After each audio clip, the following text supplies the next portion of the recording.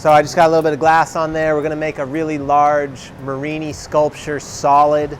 I've made a couple prototypes, you know, smaller with frit, and I just like the design, the form. It's got a hole in the center. Everyone's fascinated with holes in glass. So we're gonna make a bigger one.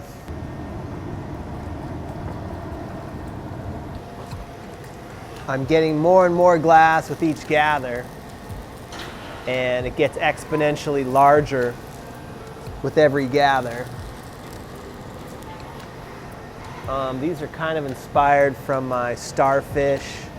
I put Murrine on my starfish, and the Murrine kind of bloom, and they kind of get caught in the current is the look.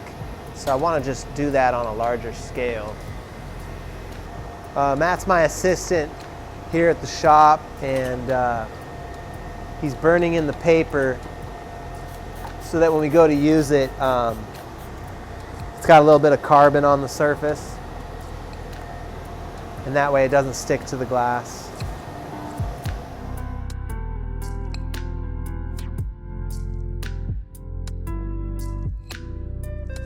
This is the size of my Murrine right here. So I'm seeing how big my glass needs to be. I need at least 1 or 2 more gathers.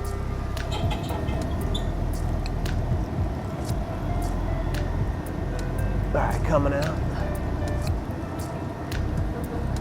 You wanna grab that door?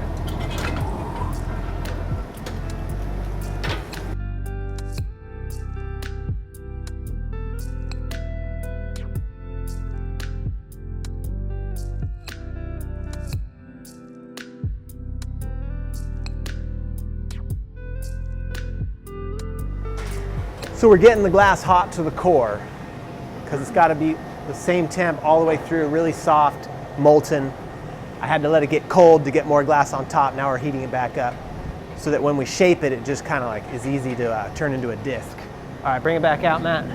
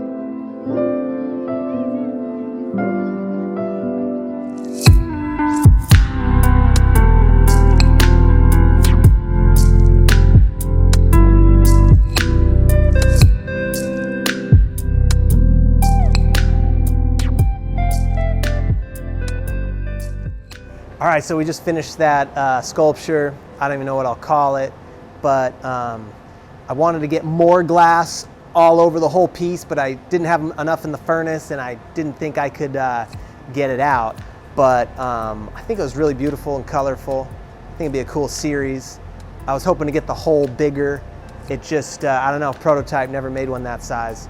I really thought it was beautiful how it stretched.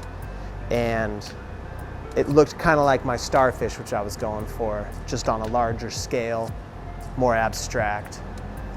All right, we got it out of the oven. I'm pretty excited. This is the third one of these pieces I've done. The first one with this much Murrine, or any Murrine. I just love these anemone looking bursts here. And it really looks cool when the light goes through it. I think next time I'll gather on top of it. And so it'll be thicker and more optical and probably easier to control. You can see how thin the bottom is where the punty was attached.